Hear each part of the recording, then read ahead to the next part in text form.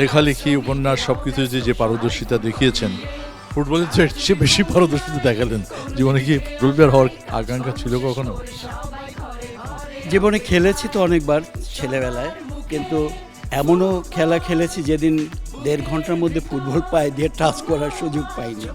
মানে আমি বলে টাচ করার আগে অন্যরা বলটা ছিনিয়ে নিয়ে গেছে। মানে আমার মতো ব্যর্থ ফুটবলার নিশ্চয়ই তুমি আর দেখোনি জীবনে, তোমার সামনে এখন যে দাঁড়িয়ে আছে।